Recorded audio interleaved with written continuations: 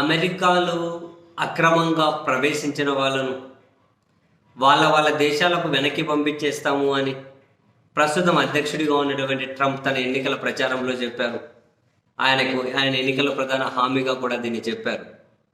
ఈ క్రమంలో సరే వివిధ దేశాలకు చెందిన వాళ్ళని వెనక్కి పంపుతూ ఉన్నారు.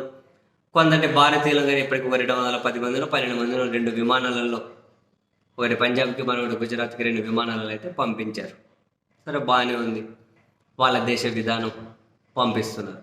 కానీ వాళ్ళని తిరిగి పంపిస్తున్నప్పుడు ఎంత అవమానకరంగా అంటే చాలా దారుణంగా ఇట్లా 2 చేతులకు బేడీలేసి, కాళ్ళకి ఇట్లా వెనకల చేతులకు కట్టేసి 2 చేతులకు బేడీలేసి ఈ చేతుల నుంచి కింద కాళ్ళకు కట్టి విమానంలో ఎక్కించి పంపిస్తున్నారు.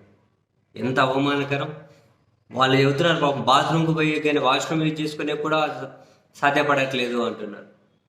అవును, వాళ్ళు అక్రమ వలసదారులు అంటే వాళ్ళ దేశంలో పత్రాలు లేకుండా ప్రవేశించుండొచ్చు, ఆ ప్రయత్నాలు చేసి ఉండొచ్చు. కానీ వెనక్కి పంపించేటప్పుడు ఇంత అవమానకరంగా ఎందుకు?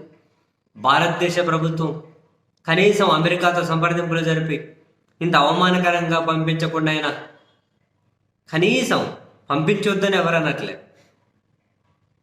కానీ ఇంత అవమానకరంగా పంపించాల్సిన అవసరం ఉందా? ఒకవేళ వీళ్ళు వాళ్ళ దేశంలో ఎప్పటి నుంచి ఉన్నారు ఏంది వివరాలన్నీ తెలియాలి. కొందరేమో ఇప్పుడిప్పుడే ఆ మెక్సికో దగ్గర గోడ దుంకుతూ మరొక మార్గంలో దొరుకుతూ పట్టుబడ్డోళ్ళు కొందరు అంటున్నారు. కొందరు అట్లా అక్రమంగా వెళ్తూ కొందరు అక్కడ జైళ్ళల్లో ఉన్న వాళ్ళు కూడా ఉన్నారంటున్నారు. మరికొందరు ఎప్పటి నుంచో ఉన్నారు అంటున్నారు, వాళ్ళ పత్రాల టైం అయిపోయినా. సరే, ఎనీహౌ వాళ్ళైతే ఒకవేళ అక్కడేమీ క్రిమినల్ యాక్టివిటీస్ చేయలేదు కదా, అక్కడేమీ క్రైమ్కు పాల్పడలేదు కదా. ఒకవేళ నిజంగా వీళ్ళు అక్కడ ఏమైనా పని చేసుకుంటూ ఉన్నా కూడా ఆ దేశానికే సేవ చేశారుగా, దొంగతనమో ఇంకేదో చేయలేదుగా. అట్లయితే వాళ్ళ దేశ చట్టాల ప్రకారం శిక్షించమని ఎవరైనా డిమాండ్ చేస్తారు. కానీ ఇంత అవమానకరంగా చేతులకు బేడీలేసి ఆ చేతులు కాళ్ళు కట్టేసి వాష్రూమ్గానే యూజ్ చేసుకోనికుండా ఎంత అవమానకరం అండి బాబు! ఎంత అవమానకరంగా వాళ్ళని పంపించాల్సిన అవసరం అయితే లేదు.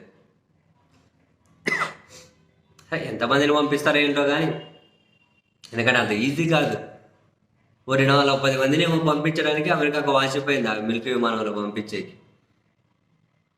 మిగతా ఎంతమందిని పంపించాలి? అసలు రోజు ఇట్లా విమానం వచ్చినా కూడా నెలకు వచ్చేది 6,000 మంది వస్తారు రోజు విమానం వచ్చిన.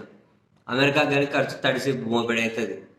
ఏదో మరి చాలా అంటే మరి ఆ ఇందులో కనుక లిస్ట్ స్క్రూటినీ చేసి ఒక టాప్ లిస్ట్లో ఉన్న అక్రమంగా ఉన్న వాళ్ళని పంపిస్తారు. ఎంతమందిని పంపిస్తారు పక్కన పెట్టండి. కానీ మళ్ళీ చేతులకు బేడీలేసి కాళ్ళు కట్టేసి ఇంత అవమానకరంగా పంపించకూడదు.